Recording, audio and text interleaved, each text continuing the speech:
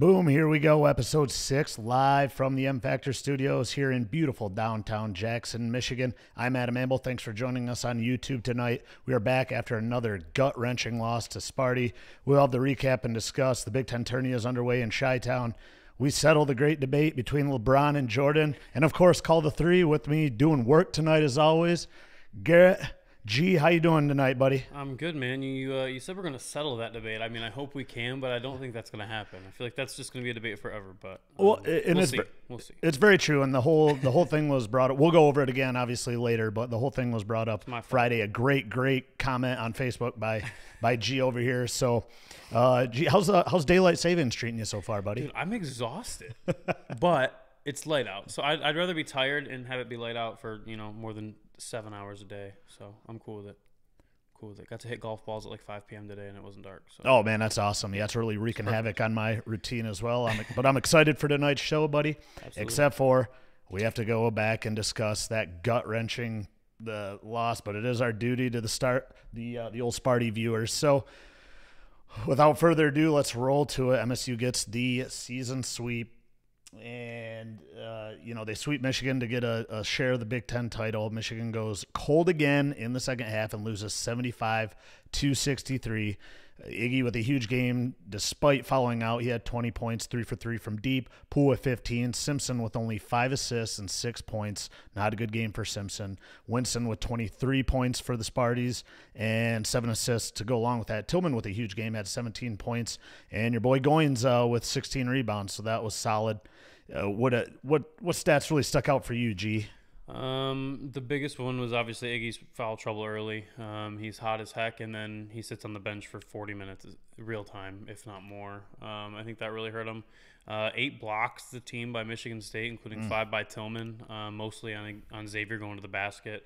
You can't get those what you think are open looks and then have all of them get blocked like that. And then again, just another huge scoring drought in the second half. The Michigan needs to make 2 runs a game. They make 1 in the first half, and they don't make 1 in the second, and they lose. Yep, absolutely. That's exactly what happened again in this game. So it was MSU with a 25 to 4 run in that second half. Again, Michigan goes cold. Winston was kind of on the bench for a lot of the first half in foul trouble and stuff like that. Yeah, Michigan had every opportunity to run away with it. I mean, they got up by 12 at one point, and we kind of felt like they were gonna. You kind of felt like this game was gonna go the way you thought the first one was gonna go. With State having 2 guys out, it kind of felt like Michigan might run the table on them and get some separation, and then State was able to battle back. But still, like we said, I was watching here with you. I said, if you'd have told me Michigan by 6 at halftime pregame, I would have taken it. Yeah, and they were shooting well, folks. For those of you that watched the game, shooting fantastic to start the game. They were aggressive. Right. They were making their shots, and that's again, we go over it time and time again in the Big Ten season. Their MO has been these stupid scoreless streaks that they've been going on, especially in the second half. It's absolutely killing them. Right. And I'm going to go over a few M factors for the game because I don't want to dwell on it too long, simply because I don't want to. But we have to, folks. So one thing I'm never in the business of blaming the officiating. However, in this game, 30-7 in free throw attempts. Yeah. 30 for Michigan State, 7 for Michigan. Right. Michigan State goes 23 of 30 from the line. Michigan 5 of 7. Even our boy Dakic was kind of surprised on how kind of poor the officiating was. Yeah. And again, I don't want to dwell on that too much because it wasn't. That wasn't what lost us the game. Right. It didn't help. Yeah. It definitely didn't help. But I mean, come on, they scored 23 points off free throws to our 5 points off of free throws right there. That's a little one-sided. I don't care who you are. I don't care if you're a fan of Michigan State or Michigan or a fan of the Big Ten. The Big Ten officiating has been kind of crappy all year long. Yep. So it's not like we should be surprised from this. I just don't think it's anything new at this point. Exactly. It's helped Michigan in some games. It's hurt them in others. It doesn't matter to me anymore. And officiating is officiating. It's going to be poor this year. It's an aspect of the game, right? And again, I don't want to dwell on that too much, but it was a factor in the game, kind of a negative M factor for Michigan last Saturday night.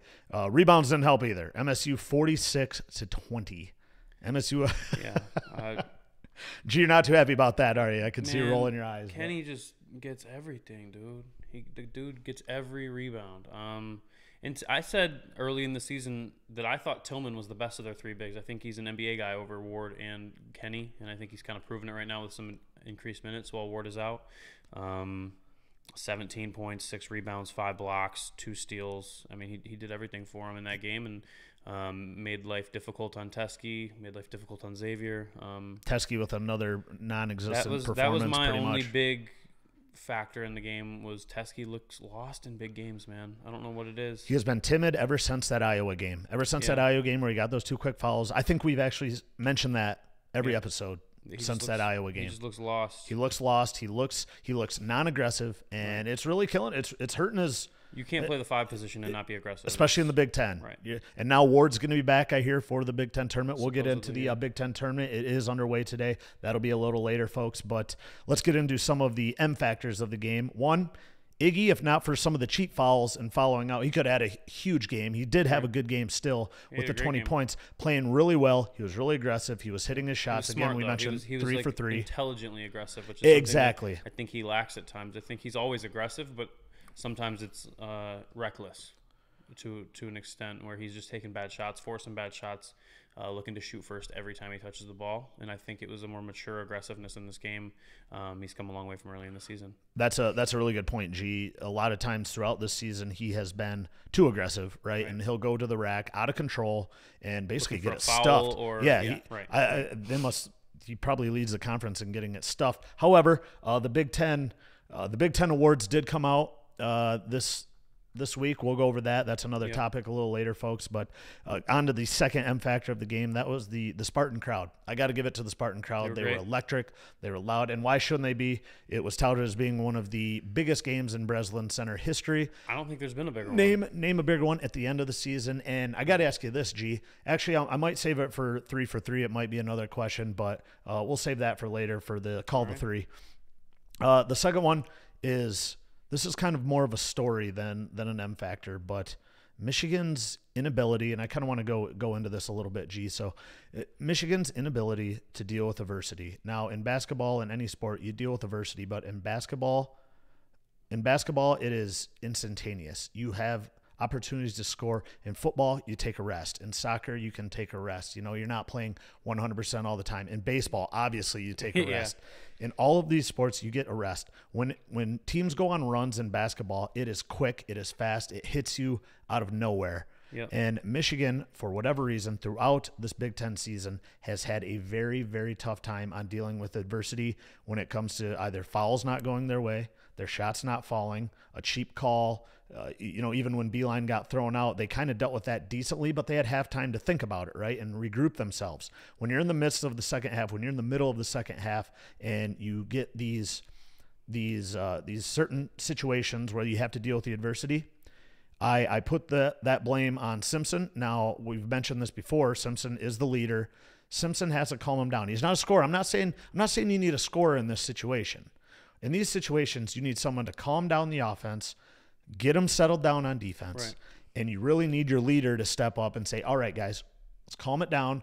Get your guys, as a point guard, obviously you want to get your guys the open looks. And I don't think Simpson if it's one knock on Simpson, he hasn't done that in the losses this year. In the losses, he really hasn't shown the ability to, all right, team, let's calm down. You got to lead the team. It's your thing. So it's your deal. So G, what do you got on those are my 3 M factors on the game: Iggy, the Spartan crowd, and then obviously Michigan with their inability to deal with adversity throughout the Big Ten season. Yeah, I think that's part of it. I just think that Cassius is freaking good, man. I hate to admit it. If I had to vote for National Player of the Year, he'd get it.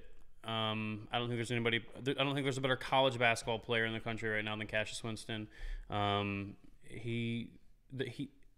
If there was an award for most improved in the Big Ten, he should get it, because last year Xavier had him in his back pocket. G. That's a really good point. Cassius, and don't get me wrong, Cassius was great last year. He was a really good point guard for them. Yes, he was. But he's just added so much to his game, and I don't know what it is. Like, he doesn't look like a different player. He's just dominant all of a sudden with what seems like a really similar. I mean, that floater is a new thing. Yep. But he shot the ball well last year too. He's shooting it well again this year. He's passing it well. But in big games, he's limited turnovers. We talked about how in their losses he had struggled with like 9 or 10 turnovers. He did have 5 against Michigan, but I want to say a few of those were early. I know there was another early one. He was kind of out of his element early on in the game. And then when they went on their run, he didn't turn the ball over. He took care of it, and he locked Simpson up for the most part. And anytime Simpson got by him, Tillman packed him. So yeah, that was another big deal. Yeah, I think that I think it was a combination of Cassius and, again, we said Kenny, Xavier, and Matt McQuaid all needed to be big, and they were. Yep. McQuaid not so much, but he did enough. Man. He hit that one knockdown three that they needed. And, that's big shots, right? Big shots. Defense. Yep. The defense was the key that I saw from McQuaid anyway. When Iggy went out, when Iggy went out, Michigan couldn't score at all. It was bad. Well, yeah, as we saw, Poole was the only other guy in double figures, and he had a bad shooting night, really. So it was the quietest 15 I've ever seen in my life. Yeah, you probably were surprised when I mentioned 15 for Poole. When I looked at that, I was like, oh, he had 15? Yeah. Wow, yeah. Yeah, and you bring up another good point, too, G, is it's not like Cassius Winston has really anything else in his repertoire from last year. Maybe in his that arsenal. Floater, but that's really it. Maybe. Right. He might have had that a little bit last year. I think part of it is just that he gets a lot more freedom with no Miles Bridges and no Jaren Jackson, don't you? I agree. 2 lottery picks on your team. You're not the go-to guy. Now, all of a sudden, Langford and Ward go down. True. You have to run the show. Very true. And I think he's stepped up, and he's been fantastic. Yep, they've leaned on him, and he has withheld. And obviously, we'll get to the Big Ten Awards a little later on for those of you who don't know yet. But we will get to that. Our next, again, thanks for joining us live on YouTube. If you were waiting for us on Facebook and transferred over here, Facebook having some technical difficulties tonight. Yeah, you can't do anything. So hopefully next week we will be able to rock some Facebook Live and get more in depth and stuff like that. Get some more interaction going and stuff like that with all you watchers. But again, I'm Adam Amble. That's Garrett Collier over there. G. So on to our second topic of the night. Again, as we mentioned, the Big Ten tourney is underway. Yep. And Nebraska and Rutgers basically played earlier. G, I don't know if you have the score for that one yet for the win. Illinois and Northwestern are playing as we speak. And really the big story for this one, G, I want to go over is Michigan with a solid bracket being the number 3 seed. I am really happy with their drawings and stuff like that because they'll play the winner of Iowa or Illinois Northwestern. Right. Obviously, they're playing Illinois Northwestern playing as we speak. Friday night, that'll probably be around 9:45. So I really want to play Iowa again. I want them back. So that's what's your thought on that, G? Yeah, the one note I have is that I would love another chance at Iowa. I think that was our worst game of the year, in my opinion. At least against Penn State, we fought and got back in the game against Iowa. It never was close. Once they got their double-digit lead, they never looked back. Beat us by 15, I believe, 14. That's the one game where I thought Michigan looked bad this year. So, absolutely, yeah. I mean, you can.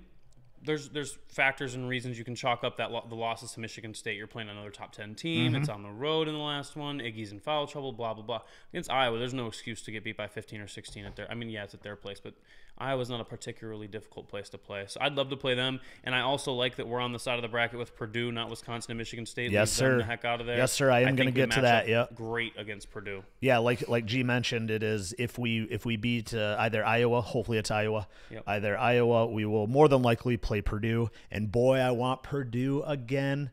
I really, really want Purdue again because, to be honest with you, G, I am joining the anti-Purdue G squad right now. I really am. I really agree with you on this. Sir. The more that I watch them, the more I am just annoyed with Haas and Edwards or Harms. Yeah, Haas. Well, I was annoyed with Haas last year. So and Harms and Edwards and those guys just continue to. I just don't like their cockiness. I don't like how they play, and I really want another shot at them just to show that our first win wasn't a fluke. Because I really think that we match up well against them. Yeah, I do too. Everybody's been saying all year that Michigan beat the teams they did because they played them early. It would be our first opportunity to play one of those teams, Villanova, North Carolina, Purdue. It's probably our only chance to play one of those teams again late in the season when these teams are supposedly so much better. And when we're supposedly not playing as well. Exactly. So hopefully we would show up and play well in that game. The only worry there is if Carson Edwards finally has a good shooting day, then we could be in trouble. But finally. Notice how he says finally, folks. Yeah. It's been a minute. Well, I mean, you figure Edwards will probably have to have about 30 points. So he'll shoot, 60 field goals probably in that game? Something like that, Geez, Pete. But ever since you pointed that out, G, I've been watching it and I've been alert to it. And you couldn't be more spot on the fact that what an overrated little punk. I feel I really do. So that's the story of the Big Ten tournament, folks. Is I want, and I know G obviously agrees with me. I want Iowa again. I want Purdue again, and then I want Michigan State again. Absolutely. I want neutral. Of course, you got to beat the best if you want to be the best, right? So switching to MSU could face Indiana again. No way they lose again. No way they lose again. So is there no way we lose again if we play Michigan State for the third time? That's different. I think Michigan State is a better basketball team than Michigan this year. I don't think Indiana is even close to the team that State is. I think it was 2 fluky games. That's true. I would definitely agree with that. But no way State loses tomorrow. You know how these teams sometimes just get the other team's number, and it's true. That seems to be what Indiana's doing with Michigan State this year. Maybe it's what Michigan State's doing to us this year. However, like we mentioned, so if MSU plays Indiana, more than likely they'll go on to play Wisconsin in the Final Four, basically, of the Big Ten tournament, and they'll probably beat Wisconsin because I think Michigan State. They looked really good against Wisconsin at home, especially against Happ and stuff like that. They played them really well. There we go, guys. We set up a possible Michigan MSU battle in the championship, neutral site. It's in Chicago this year, and that would be Sunday, and. Basically, obviously, I'm going to go with Michigan again on that one. It's really, we'll get into more of the predictions of the Big Ten tourney and stuff like that. But you know what we want to see. Let us know what you guys want to see. Again, you can live chat with us right now. Don't be afraid. I don't care where you're at, who you're rooting for. Go ahead and live chat with us on YouTube. And if not, leave us a comment on Facebook and stuff when you guys watch this. Don't forget, these are always posted on YouTube on the M Factor channel. Just type in the M Factor and click on the newly designed icon up there, which is pretty sweet. So the big story for the Big Ten tournament, again, is can Michigan find some inspiration? The last 2 years they've played with some... the first 2 years ago it was the plane crash. Right. Last year it was no one even gave them a shot. Right. They had to start playing. They basically started playing Thursday, right, with that overtime victory against Iowa, and Friday they move on to Nebraska, which beat them earlier this season. Actually, they destroyed them earlier in the season. Right. At Nebraska. Then moved on to Michigan State. And no one gave them a chance against Michigan State because they thought that first win was a fluke at the Breslin, and then move on to a great Purdue team. Yeah, and I think it's a similar storyline this year, really. As far as being written off, I don't think there's anybody. If nobody in Vegas is picking Michigan to win this thing, that's the best thing that can come out of last Saturday. Right. That is the best thing that come out. If there's a silver lining from the loss last Saturday, it is Michigan now is the underdog. Right. They dropped from a possible 1 seed to a 3 seed, and they got a great bracket. It's winnable. They match up against every team in there up until State. Possibly Michigan State in the last season. So, what do you think, G? You think they find that inspiration? Do you think they have something? No, you don't think so? I don't. You still a little. I'm not trying to be pessimistic because I'm always going to root for Michigan, and I really do hope we win the whole thing. And I think there's a chance that Michigan could. I'm not optimistic about it anymore. If you'd asked me 2 weeks ago who my pick was to win the Big Ten tournament, I'd have said Michigan. And now I think it's State clear as day. State is the favorite. I think we have the second best odds, probably, in my opinion. But yeah, I'm not optimistic about we can't score the ball, and you don't win big games without scoring the ball. So, not excited. Oh, I'm still excited, and I'm sure G is still excited. So excited don't let to him, watch. Not excited by our chances. Don't let the downer over here, just get everyone all bummed out and stuff. It's tournament time, folks. So let's get hyped up. It is tournament time. Michigan obviously guaranteed to be in it. But speaking of the tournament, let's roll to our next topic here, which is again, thanks for joining us on YouTube. Garrett Collier, Adam Amble here. This is our conference tourneys and the number 1 seed watch. Yep. Duke goes down again on Saturday against UNC. Zion did not play, but Coach K does expect him back for the ACC tournament. Thanks for the $10, Joe. Duke does drop to number 5. Tennessee loses again to Auburn, 84-80 last weekend. Tennessee drops all the way down. I have number 3, but it's not number 3. But the highest jumper, of course, was MSU. They're back to number 6. Kentucky cracks the top 4. Yep. Gonzaga, Virginia, UNC, and Kentucky, the top 4. But I think Tennessee's who lost? 8. Who lost last night? Gonzaga goes down in their conference tournament. Michigan drops all the way to number 10 with Houston nipping right at their heels again. Yeah. And to be honest with you, G, they're obviously, I thought the first Michigan State game kind of lost them their number 1 seed anyway. Yep. They need to have at least make the Big Ten tourney or the Big Ten championship in order to be even a number 2 seed. Yep, exactly. Exactly. So MSU has a chance to be a number 1 seed if they win the Big Ten tourney, depending how some other teams rock and roll. But what are your thoughts on you feel Michigan definitely is a 2 seed if they make? How far do they have to go to be a 2 seed? G? The final. I completely agree. The final. With that. Okay. I think they got to win 2 and look good in the loss. If you get blown out, you're probably still going to be a 3, in my opinion. If Michigan State dismantles them again, they're a 3 seed in my opinion. And I really feel they would be a 3 seed. I don't think they should be a 2 seed if they get blown out by if Michigan they get State ran, again. they deserve it. Or if they lose on Saturday. Right. You know, if they don't even make the finals, then I don't really care if they're a 3 seed, I guess you'd say. There's really no argument against them being a 3 if they look bad. Exactly. You know what I mean? Can't really. They haven't looked good against a good team in a few weeks, and especially by Selection Sunday. So yeah, I'm not going to sit here and be upset if they lose especially if they look like crap. Then they deserve to be a 3, if not a 4 seed. You know, yeah, even fall that far. Last time they were a 4 seed, they went to the Final Four. So I wouldn't be mad. Very true. Let's not forget. That's what I was just going to get to. Is again, when they play the underdog role, they seem to kind of turn it up. They kind of find their niche and stuff. They find character and stuff like that, and being the underdog and stuff like that. So until last night, I had Gonzaga, Virginia, UNC, and Duke as my number 1 seeds. Okay. I think maybe Gonzaga might be out now. The only reason I say that is because they didn't look very good. It was against St. Mary's, I believe, last night. It was the number 2 seed in their tournament. Which they're usually a solid team. They've been a tournament team several times in the last few years. Had some NBA guys. They're not bad, but they're not supposed to be beating Gonzaga. Correct. Not the number 1 team in the country. Come on now. Come on now. And Gonzaga, honestly, obviously bursts another team's bubble right there, so they take up a bubble spot because now Gonzaga's an at-large bid, not an automatic bid. So if you are a bubble team, sorry, Indiana, teams like that, you might have just been screwed by Gonzaga losing that one. Who takes their place? I would say probably Kentucky.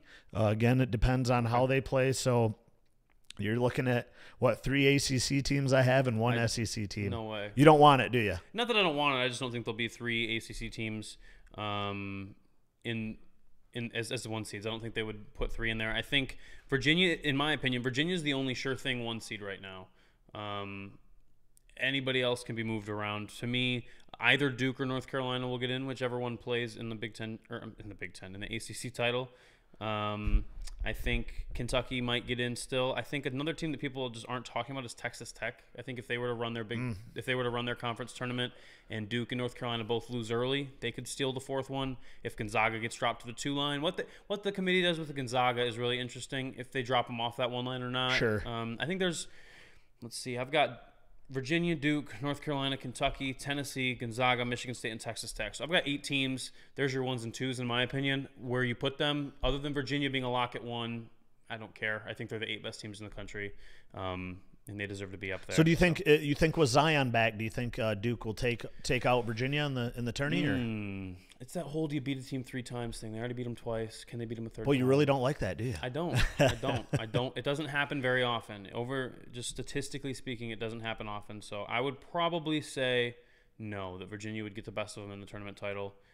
Virginia defends a lot better. Would they meet up? Sorry to interrupt you, G. Would they meet up in the championship, or I don't know the bracket that's a great really. Question. Let me check. All right, yeah, but onward, yeah, and like I mentioned, it was I still have MSU a possible number 1 seed.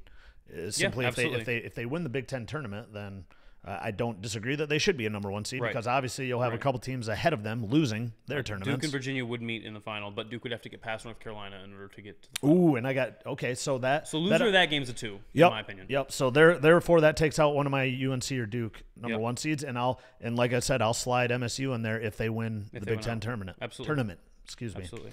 And yeah, that's good stuff right there. So.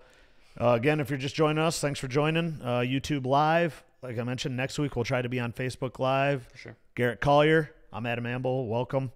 We're on to our next topic, which is the Big Ten Conference Awards.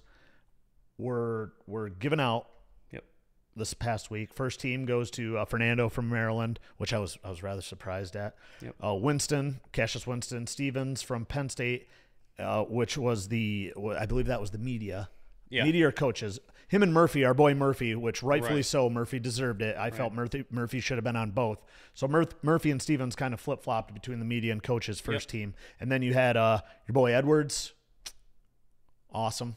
And then Ethan Happ, of course. So not too many surprises on this. I was kind of surprised by Fernando. Fernando was a surprise to me as well. I thought definitely Murphy should have beat out Fernando. The only thing is I feel if Minnesota would have been better, then I think it would have probably been Murphy. But Maryland and Fernando, obviously, that kind of solidified his first team, and he was on both, so media and coaches. Yeah, that was the surprise for me. I thought Murphy would have had his spot. I like Stevens as the first team. I think he led Purdue's on a little bit.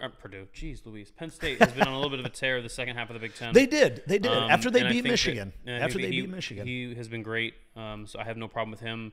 I'm not a Fernando guy. I love Jordan Murphy. I think Jordan Murphy's great. So I thought he definitely should have had that last spot. The other thing that surprised me about them was that it's just Carson Edwards is not.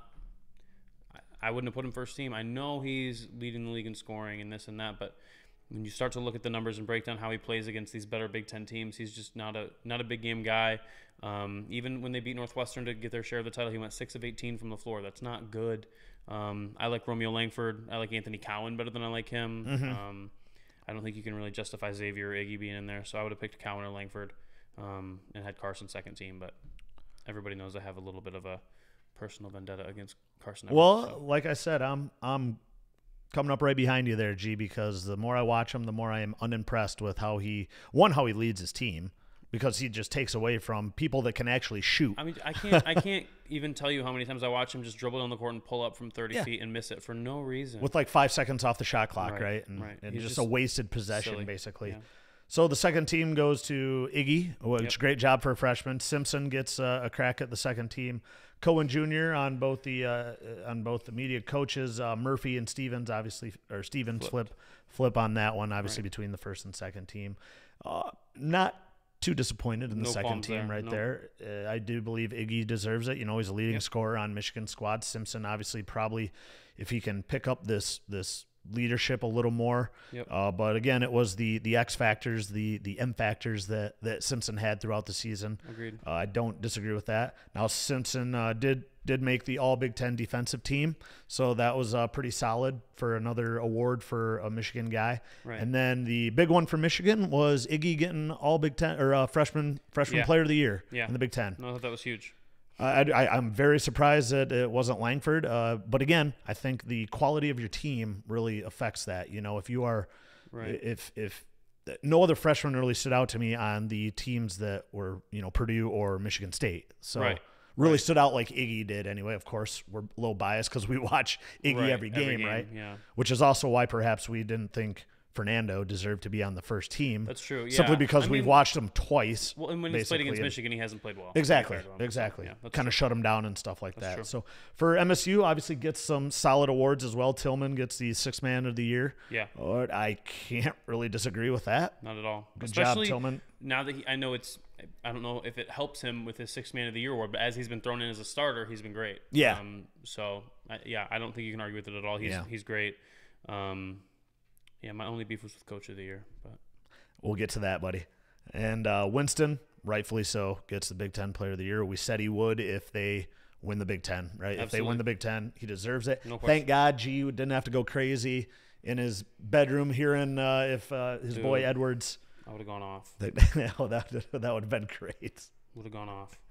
But rightfully so. Good job, Winston. Right. You deserve it, so I can't be upset with that. However, as G just alluded to, my one disappointment in this whole list is Painter from Purdue. How does he get Big Ten Coach of the Year? I just think it's that preseason they had no expectations to win the league, and they did. And then they started 6-5, and then they turned it around. I think it's the whatever. But to me, what's far more impressive is what Izzo has done with State. I 100% agree. I'm going to preface what I'm about to say with I don't like Izzo. at all. Not because he coaches State. Folks, you know who we're biased towards on this show, so this is taking a lot. There's been plenty of Michigan coaches that I've disliked as well. It's not even a State thing. I just don't like his style. I don't like his attitude. I'm not a fan of Izzo. I also don't like his post-game press conferences because I can't understand what he's saying. However, his voice is always hoarse. What he did with these injuries to take the State team to a Big Ten title is absolutely unheralded. And I definitely think Izzo should have been. I don't think Painter. I mean, Painter had. Edwards was touted as being the Big Ten Player of the Year, preseason Big Ten Player of the Year, right? He was going to be. They had Harms back. They had a good squad coming back. They didn't have to deal with the adversity of injuries. They started off really slow. They didn't have to play Michigan twice. They didn't have to beat Michigan twice. Purdue lost to Michigan, obviously, once. Right. Again, that was in December, but still. And split with State. Yeah.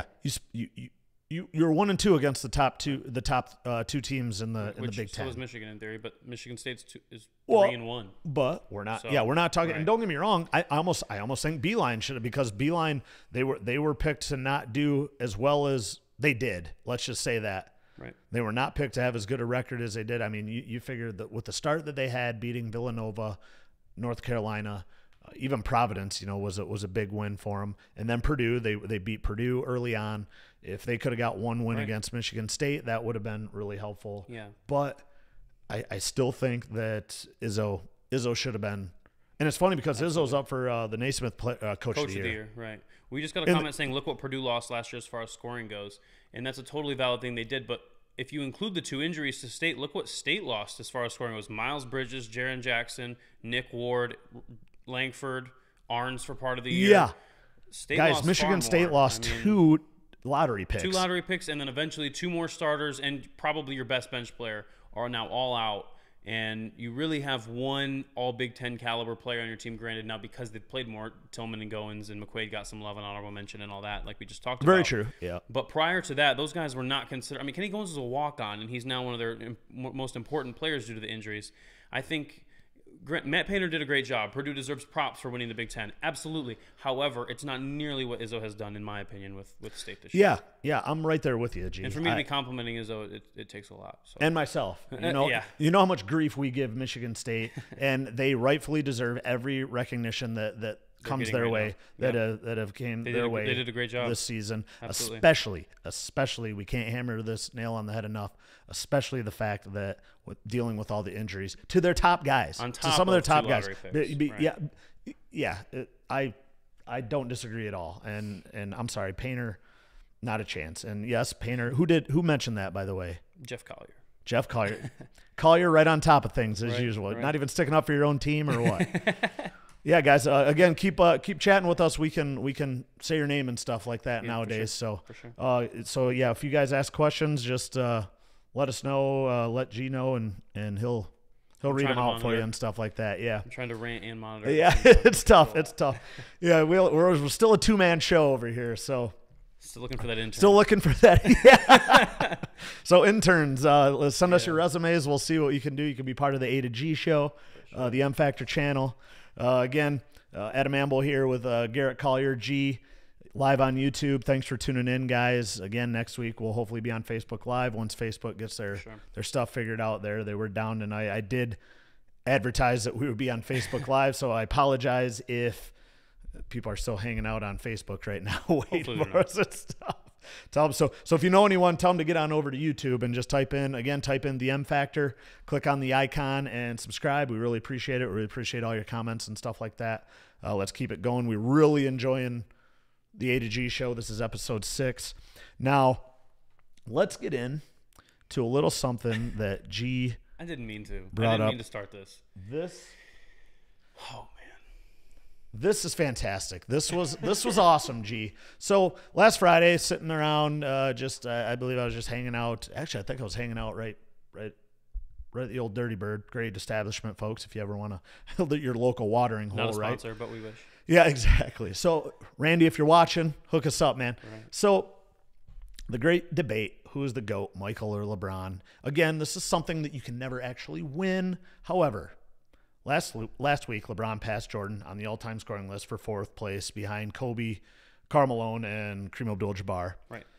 G decided to put up the argument to the rest to rest on put the argument to rest on Facebook, which spiked just a huge debate. Great responses, by the way. I was enjoying reading every comment on that, for sure, and asking besides and good legit statements. Besides, the only argument is championships, right? For Jordan, like for the most part, yeah, there's for the most part. But that's the biggest one, I would say. And why? So why is Jordan even in the conversation? And of course, my thing is, I'm gonna go through this real quick. G, obviously, you can have your rebuttal and stuff like that. But the challenge was, okay, name other things that I believe is better. And let's get this right out of the way right now. G, are you a LeBron or Jordan fan? Neither. I don't. So that's what I wanted to preface my point with. If you didn't ask me that, I was going to say I don't have a dog in the fight. Right. Yeah. I'm right there with you. I don't care for either of them. I think they're both phenomenal basketball players, but I'm not a fan of either of them. I've always been a Kobe fan.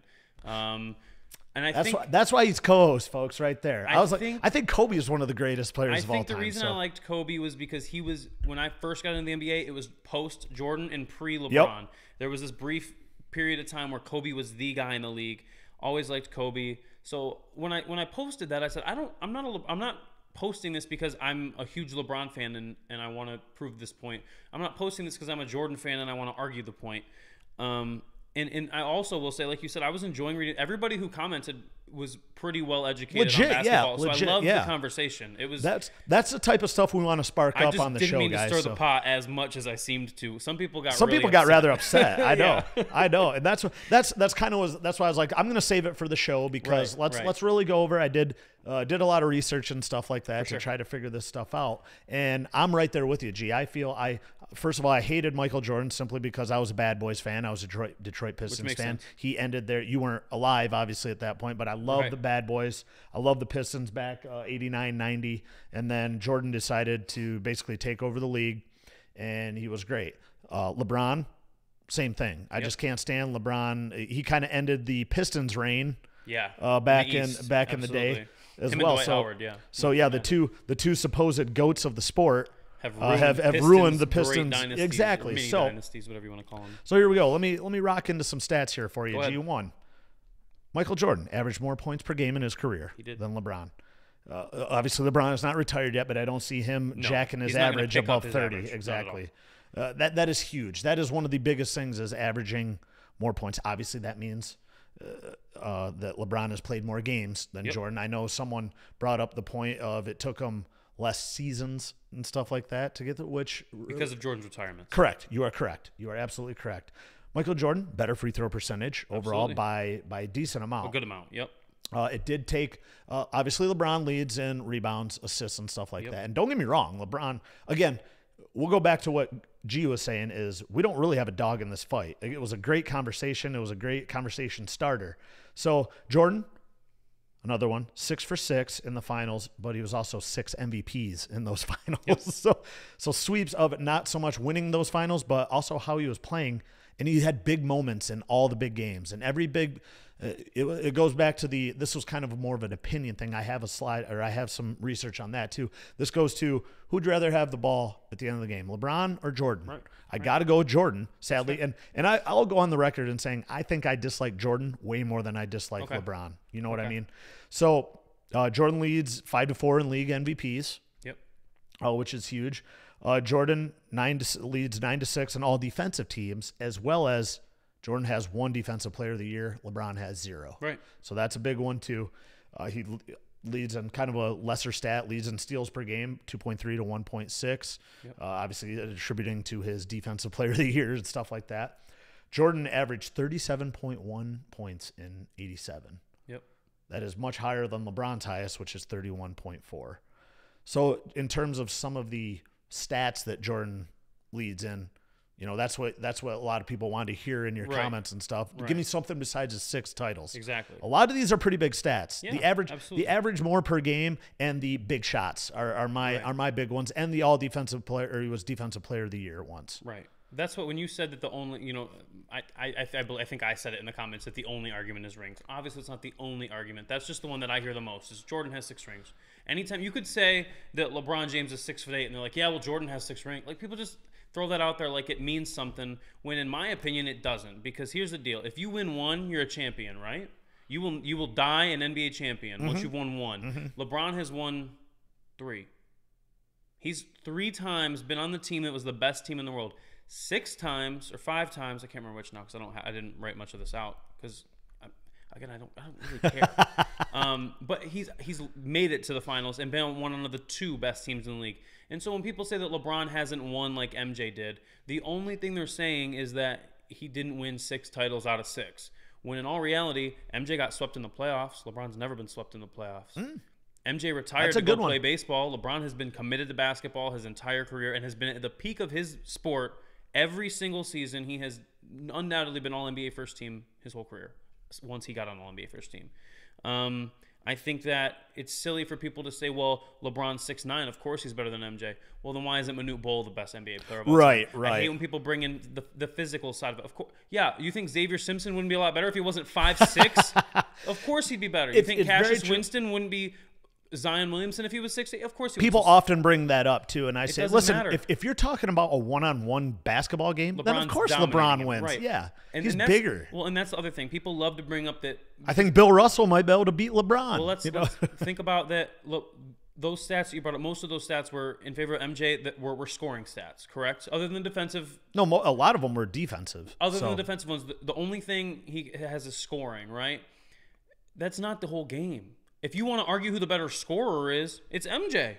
Undoubtedly, of the 2, MJ. Now, is Kevin Durant a better scorer than MJ? Is a totally different conversation you can have. Right. But if you're talking about these 2, who the better scorer is, it's clearly Michael Jordan. No question asked. However, that's not the argument. The argument is who is the better basketball player, and whether he's bigger, faster, and stronger. Rebounding is part of basketball, and LeBron is better at it. Passing is a huge part of basketball, and LeBron is infinitely better at it. LeBron is definitely better than not just at assists, yeah. Not just assists, but just ball movement, seeing the play before. He's got solid like Magic Johnson. His basketball IQ is Magic Johnson style. Exactly. He's got the mind of a point guard in a power forward's body. It's unheard of. And whether you want to give him credit for that and have that be on his part of the argument, or you want to hold that against him, I tend to go with the previous. I did mention that LeBron obviously leads in assists by far and rebounds. But then that's why I also had to add in, okay, so Jordan led in steals and blocks. So offense and defense are part of the game as well. So you can't settle this debate. Exactly. Right? There's no winner, there's no loser in this argument. Here's where I go on to kind of the non-stats of what Jordan, and these aren't really opinions, but these are, I remember watching Jordan play, and now Jordan had to play in an era of defense. Yeah, LeBron absolutely. does not. Absolutely the defense is atrocious in the NBA right now. Absolutely agree. And don't forget, he had to face the bad boys. The bad boys literally, Jordan went and beefed up like 20 extra pounds after he lost to Detroit. They just beat the crap out of him. He was physically drained. They physically beat him down. Yeah. Physically and mentally, he was beat down, and that's when he mentions it. I don't know if you ever saw the 30 for 30 on the Bad Boys and stuff like that, where Jordan literally said, if it weren't for the bad boys, I would not have been the player that he ended up being. Jordan did. I kind of play that into Jordan's favor of being just a great athlete, of being able to go take 3 years off and go play pro baseball, for crying out loud. Well, that's solid. He was pretty terrible. Wasn't good, but he was pretty bad. Still professional baseball, and he lasted 3 years. Again, he was more of a face than an actual talent. It's Tim Tebow.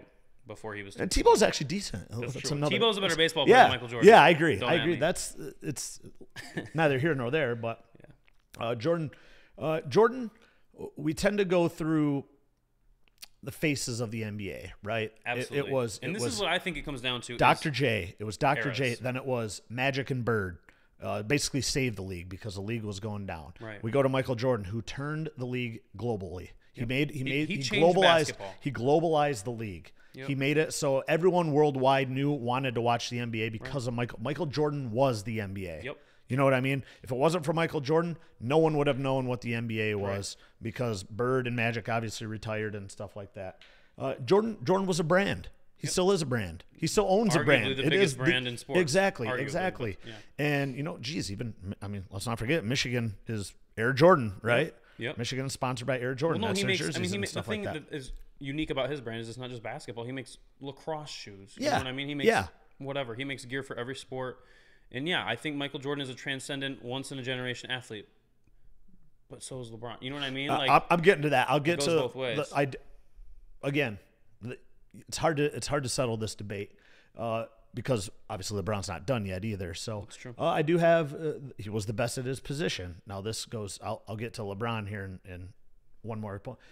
Jordan only played with Scottie Pippen. Everyone else that Jordan ever played with was a role player. Always, Kerr, Paxson, Cartwright, Horace Grant, B.J. Armstrong, all those. What's that? What about Dennis Rodman? Rodman was a role player. Rebounds, right? Rebounds and sometimes defense. He was not a role player. He was the best defensive player of his generation. Ooh, that's The Worm debatable. was 6'7" and rebounded like he was the 7'3". Worm. I do. Don't forget. Don't discredit D-Rod. That's my guy. I would never. Rodman. I would never because Rodman. I got to watch him play. I'm very jealous. I love Dennis Rodman. He was the man with the Pistons. So Yeah.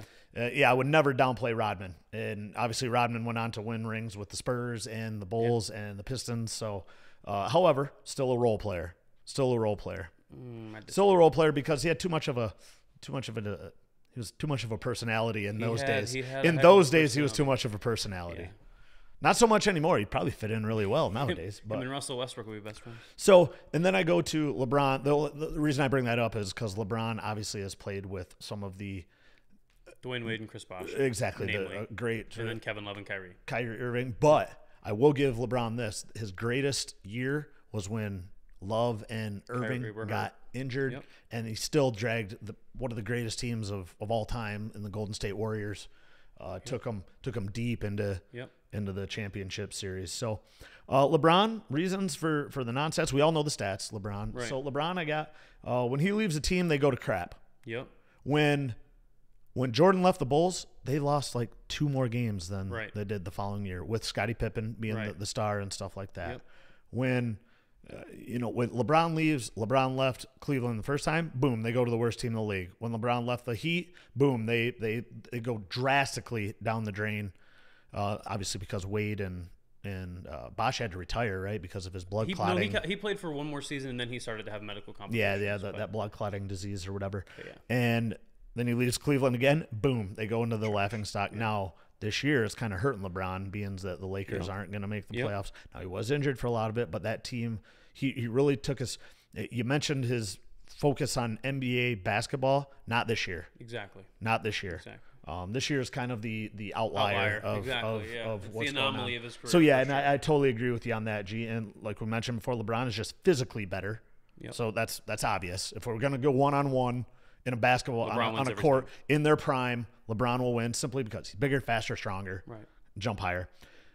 My one favorite thing about LeBron, can play and guard any position on the court. You kind of mentioned that before. Knife, man. For real. Yes, absolutely. That's exactly what I have down. And so Jordan made the league global. LeBron made it mobile. Well, and I would say LeBron has Kobe did first, made it even more global. With like if Kobe goes to China, it's like the Pope is there. Like they love Kobe there. LeBron has only furthered that. I feel like every star in the game has pushed it.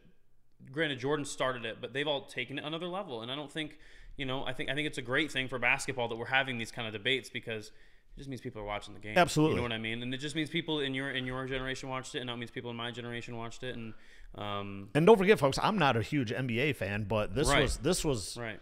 Like I mentioned, hop on Garrett's Facebook page and comments on the post. Man. Yeah, it was really interesting, and people left some great comments and stuff. And that's the thing is, I just, like I said, I wasn't posting it because I thought that LeBron is better or worse. I was posting it because I wanted to see what people had to say and why they were arguing for MJ or against him.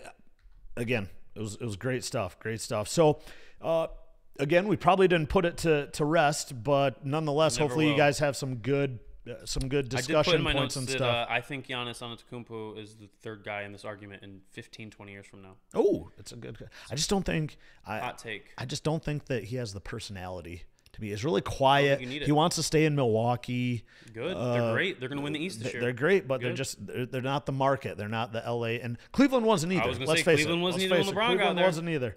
Cleveland wasn't either. But I think with Giannis being foreign, I think it adds a little I think in 5 years he's far and away the best foreign player we've ever seen. Because right now it's probably. I think he is right now. Dirk, yeah, but I think Dirk Giannis has the longevity on him. That's why I said in 5 Yep, years. Yeah.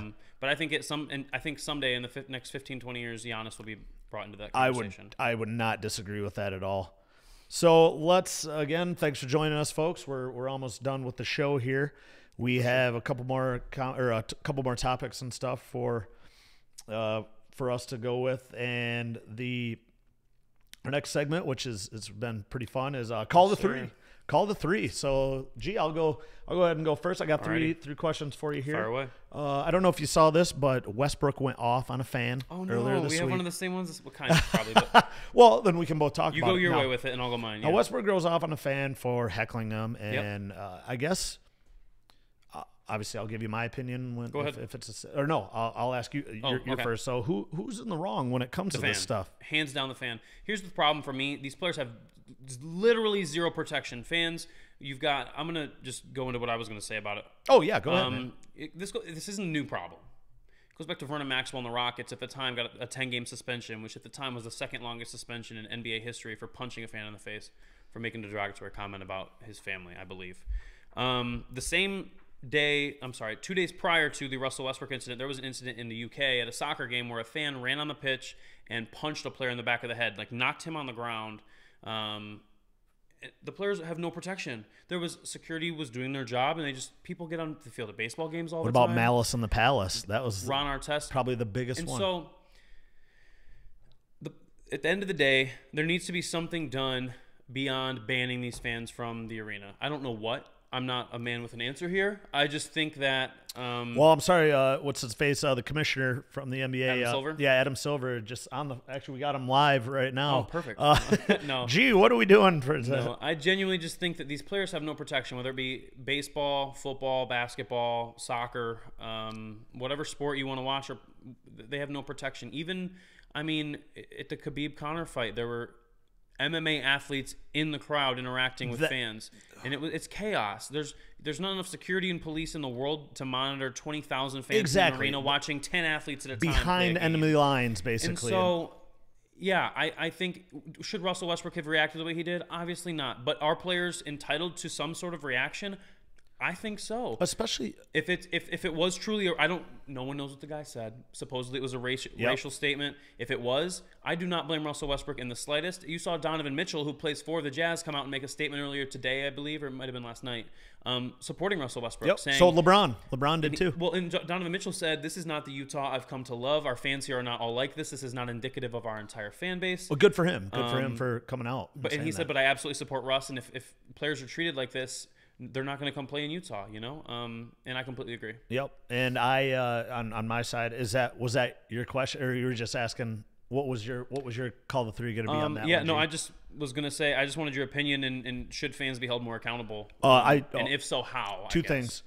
I got both sides of the equation on this one because I have a strong opinion on this too. One, basketball needs to protect these players. You got fans sitting closer than we are. They're so close. Right, shoulder to shoulder sometimes. When they're inbounding the ball. Oh, my God. You can literally tap the guy on the shoulder. A few weeks ago, a little boy grabbed Russ. Yeah. And Russ said to the dad, he said, "You need to control your kid." And the dad got all upset about it. And he's like, "He just grabbed him. He can't." Right. Like, you can't do that. I get that it was a little kid. I feel bad for the 10-year-old. Yeah, exactly. But these full-grown men that are screaming racial comments. Alcohol's involved too most of the time. Butt kicked. And you can't.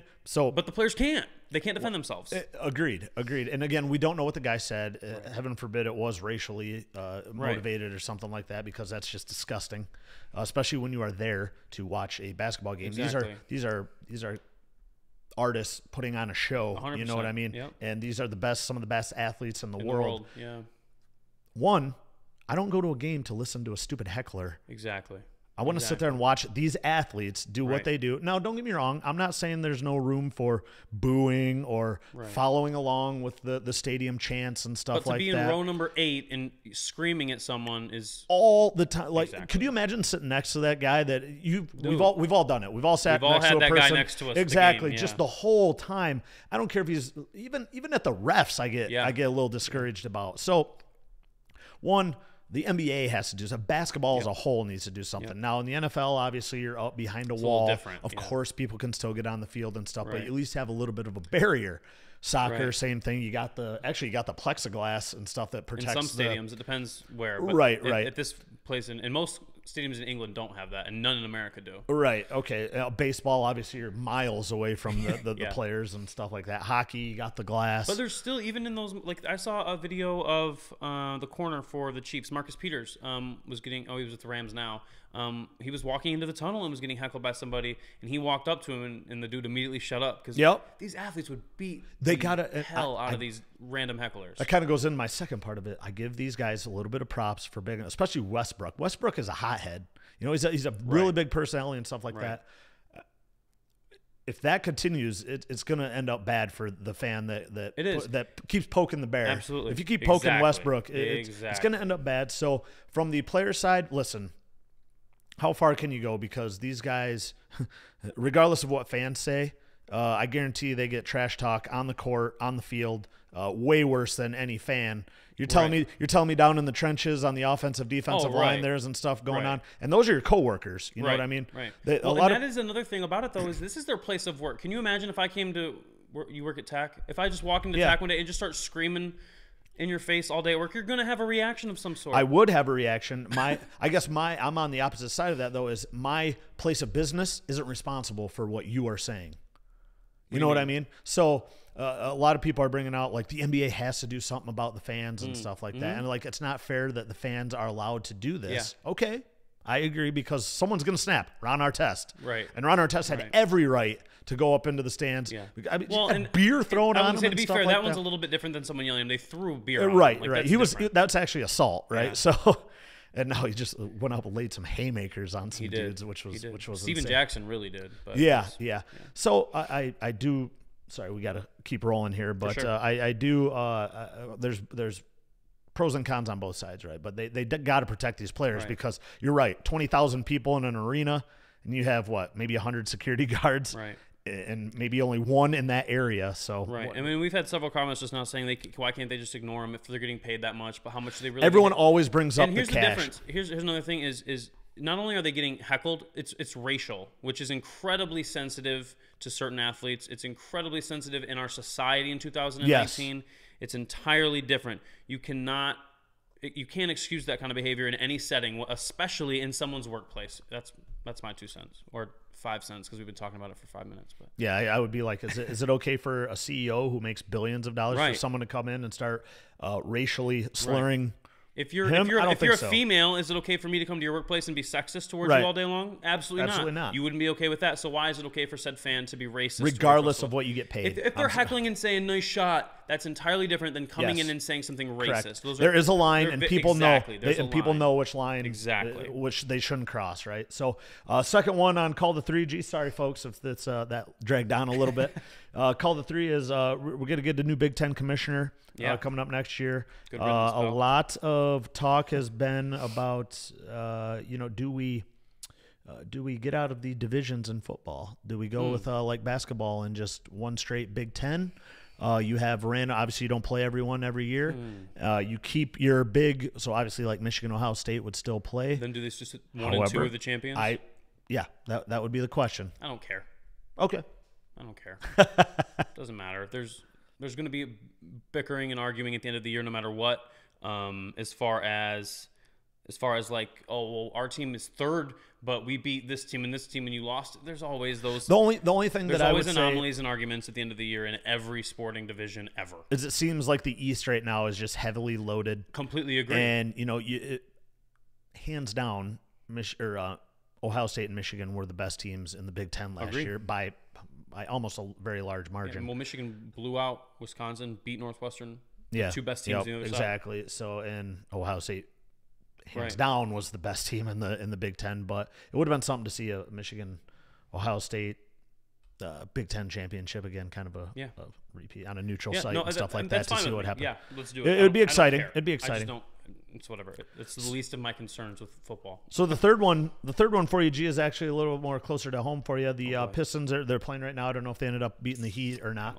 Right, but boy, have they been on a tear. They got their butts kicked tonight. Okay, so that's 2 straight losses now. Yeah. They got their butts kicked. Prior to this, they were running them. But they're above 500 for a while. Right. Well, they're one game above 500 now, right? Right. What do you think their chances are for? They'll probably make the playoffs. Do you think they'll make the playoffs right now? They're almost guaranteed to make the playoffs. Okay. What do you think their chances are in the playoffs? Does it based on seed then? If they get a good seed, do you think obviously they got a better chance? Or who do you want them to play in the first round? I want them to play Indiana because Indiana doesn't have Victor Oladipo. So we need to get the 6, and Indiana needs to hold on to the 3. That's the only way we get out of the first round. Could we do the 4 or 5? Or No, we aren't catching 5. We're not getting 5. Okay, fair enough. Almost guaranteed to get 6, 7, 6 or 8. and 3. Fair enough. So I would love for us to be 6th and for them to be 3rd. That'd be great.